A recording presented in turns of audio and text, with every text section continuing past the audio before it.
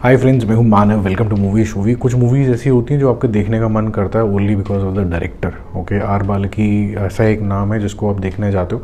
हालांकि दुलकर सलमान भी बहुत बड़ा रीज़न है, सनी देओल उससे बड़ा रीज़न है देखने का। बट आई थिंक ये मूवी को मेनली देखने का जो रीज़न है वो है आर बाल्की। जिस तरीके से वो कैरेक्टराइजेशन और उनके रिलेशनशिप विद अदर कैरेक्टर्स को सेंसिटिविटी के साथ दिखाते हैं। तो मेरा मुद्दा चुप को देखने का ये भी था कि ये चुप का मेन क्रक्स जो मुद्दा है वो है क्या। तो अगर मुझे एक वर्ड में अगर मैं सोचूं कि क्या वो बोलने की कोशिश कर रहे हैं, वो है सेंसिटिविटी। और ये सेंसिटिविटी एज अ वर्ड हमारी जो है वो हमारी डिक्शनरी से ही गायब है। तो हम बेसिकली ऐसे एक्सप्रेस करने लग गए हैं जैसे कि हम बहुत ही ज़्यादा लाउड इलिटरेट तरीके के लोग हैं। हमें बिल्कुल भी ये समझ में नहीं आता कि आगे वाले को इससे कैसे महसूस होगा, तो वो वर्ड्स कम और तीर ज़्यादा लगने लग जाता है। कुछ टाइम पहले एक तीर मारने वाले क्रिटिक हुआ करते थे किसी ज़माने में, आई थिंक 2000 के अंदर। इनका नाम था खालिद मोहम्मद। ये किसी को भी अच्छी रेटिंग नहीं देते थे और काफ़ी ज़्यादा स्ट्रिक्ट क्रिटिक माने जाते थे। उस ज़माने में ज़्यादा एक्सपोजर भी नहीं था लोगों का। फिर इन्होंने एक मूवी बनाई, उसका नाम था फिज़ा, ऋतिक रोशन को लेके, और वो इतनी ज़्यादा डब्बे में गई कि लोगों ने खूब इनकी खिल्ली उड़ाई थी। आप बहुत ज़्यादा क्रिटिक बनते थे अपने आप को, तो आपने जब मूवी बनाई तो क्या हुआ। और ऐसा बहुत से लोगों के साथ हुआ है। क्वेश्चन करना, फिंगर पॉइंटिंग बहुत आसान होता है, किसी के जूते में घुसना, stepping into somebody's shoes and actually delivering is very difficult. Anyways, coming back to the story, तो आपको मुद्दा समझ में आ गया होगा। इसके अंदर दुलकर सलमान है, सनी देओल हैं, श्रेया धंधमार्थी हैं और साथ ही साथ में पूजा भट्ट हैं एक अच्छे से रोल के अंदर। बहुत से ग्रूसम से मर्डर्स हो रहे हैं इस फिल्म के अंदर, और वो हो किसके रहे हैं, फिल्म क्रिटिक के। और उनको एक स्टार रेटिंग दे दी जाती है फोरहेड के ऊपर। उनकी कितनी पिटाई होगी, कितना ग्रूसम तरीके से उनको मारा जाएगा, डिपेंड करता है कि जो मारने वाला है उसको उसका जो लिखा हुआ रिव्यू है कितना बुरा या ऑफ ट्रैक लगता है। जितना ज़्यादा ऑफ ट्रैक होगा उतनी भयंकर उसकी मौत होगी। हो सकता है कि उसकी बॉडी के ऊपर सिर्फ मार्क्स हों, किसी की बॉडी को काट फाट के क्रिकेट के स्टेडियम में फेंक दिया जाए, और अल्टीमेटली ऐसे आदमी को क्रिटिक्स का नाम दे दिया जाता है। अब सनी देओल को एक काम दिया जाता है जो कि है अरविंद माथुर, कि इस केस को सॉल्व करो। जब तक वो सॉल्व कर रहा होता है, हालांकि बहुत हैंडसम लगा है और वो स्पेसिफिकली सॉल्ट एंड पेपर लोग अच्छी सी जच रही है उसको, और जो उसके अटायर भी है इस बारी सेमी कैजुअल वाला, वो भी अच्छा लग रहा है। अब ये जो क्रिटिक्स का क्रिटिक है, ये है कौन, इसका मुद्दा क्या है। एक पार्ट तो ये चल रहा है, अचानक से आपको एक लव स्टोरी भी दिखेगी एक फ्लोरिस्ट की जो अपने नर्सरी के अंदर बहुत खुश है, सिंपल सी लाइफ जी रहा है, लेकिन वो टकरा जाता है नीला से। और ये जो डैनी है दुलकर सलमान, जब ये इस जर्नलिस्ट से टकराता है तो इनकी एक लव स्टोरी शुरू हो जाती है। अब मुद्दा ये आता है कि ये लव स्टोरी जो है वो थोड़ी सी इतनी स्ट्रेट फॉरवर्ड आपको दिखती नहीं है, क्योंकि इसके अंदर लव जितना दिखता है उतना सस्पिशन भी दिखता है। एट द सेम टाइम पीछे बैकग्राउंड में तो मर्डर्स हो ही रहे हैं और फ्रस्ट्रेशन और सनी देओल बढ़ती जा रही है। अब इसके अंदर प्लस पॉइंट्स क्या हैं और नेगेटिव पॉइंट्स क्या हैं वो मैं आपको बता देता हूँ। एक जो फियर क्रिएट होना चाहिए कि ये क्या हो रहा है, और जो इंट्रीगनेस है वो एक थिन प्लॉट को लेके ठीक ठाक सी बनाई गई है। मैं ठीक ठाक एज अ वर्ड बहुत केयरफुली यूज़ कर रहा हूँ। जो कास्टिंग है मुझे लगता है दो इंसानों की बहुत बढ़िया है, सनी देओल की, दुलकर सलमान की।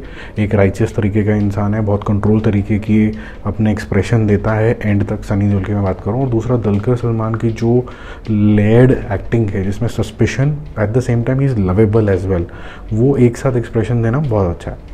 अब हम बात करते हैं कि किस तरीके से बाकी लोगों ने एक्टिंग करी। Specifically let's say Pooja Bhatt का जो रोल है, जो ज़नोबिया का रोल है, एक साइकोलॉजिस्ट है जो कि सीरियल किलर्स के माइंडसेट को अच्छे से बता सकती है, वो सपोर्ट कर रही है सनी देओल को। ज़्यादा रोल नहीं है लेकिन ओके टाइप इन्होंने किया है। और जो मैडम है उनका ज़्यादा अच्छा रोल मुझे नहीं लगा, क्योंकि जिस तरीके का लव के जो भाव आँखों में आते हैं दुलकर सलमान के, वो इनके मैडम के बॉडी लैंग्वेज में नहीं आ पाते हैं। शब्दों में, स्माइल में आ पा रहे, लेकिन पूरी बॉडी लैंग्वेज में नहीं आ पाते।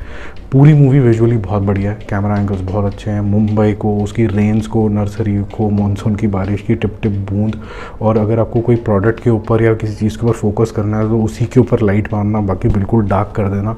और ओवरऑल एटमॉस्फेयर भी काफ़ी ग्लूमी है, वो सब आपको अच्छा लगेगा। डायलॉग्स मिक्स हैं, कुछ डायलॉग्स हैं जो फिल्मी तरीके से लिखे गए हैं और फिल्म को ही सेलिब्रेट करते हैं, वो अच्छे हैं, बाकी सब ऐसे ही हैं। उसके अलावा अगर हम सॉन्ग्स की बात करें तो कुछ बैकग्राउंड में सॉन्ग्स चलते हैं, वो एक मिस्टीक ऐड करते हैं इस मूवी के अंदर, वो अच्छे लगेंगे। एक बहुत अच्छी चीज़ है कि ये मूवी किसी का भी वो नहीं कर रही है, किसी का साथ नहीं दे रही है, क्रिटिक्स होने चाहिए कि नहीं होने चाहिए। और इस बात को प्रूफ करने के लिए एक कैमियो है एक बड़े स्टार का, तो आपको पता ही होगा, वैसे तो लीक हो चुकी है ये इन्फॉर्मेशन।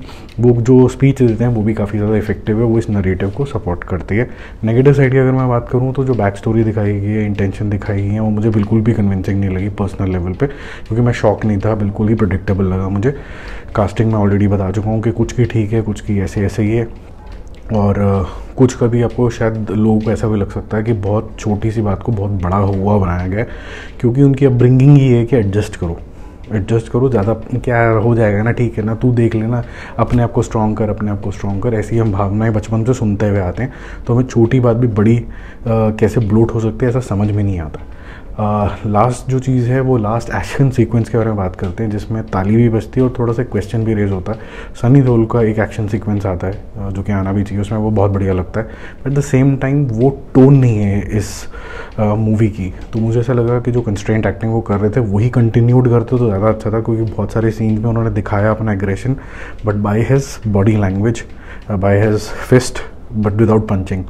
एंड में जो पंच हुआ ना, वो मुझे ऐसा लगता है कि वो ज़रूरत नहीं थी, और अगर वो ये कर सकता था तो फिर ये मूवी बनाने की ज़रूरत नहीं, तो पहले ही कर लेता। वो थोड़ा सा मुझे लगा, but Sunny Deol is back, he will get more an effective roles now, और सॉल्ट एंड पेपर वाला लुक तो बहुत ज़्यादा जच रहा है। मेरा मूवी स्कोर रहेगा इसके लिए 8 out of 10। It could have been better, but ठीक है, ये स्टोरी उन फेक रिव्यूअर्स तक पहुँचनी चाहिए कि तुम्हारा अंजाम क्या होगा, in a lighter way. Of course कोई ऐसा करना नहीं चाहेगा, बट जो सबसे इंपॉर्टेंट मैसेज है इस मूवी का वो यही है कि आपका जो पर्सपेक्टिव है किसी को भी बताने का, उसमें सेंसिटिविटी लाना बहुत ज़्यादा ज़रूरी है, इंसान को इंसान समझना बहुत ज़्यादा ज़रूरी है। बाकी हम मिलेंगे एक और रिव्यू और अपडेट के साथ। Don't forget to subscribe the channel. Bye bye.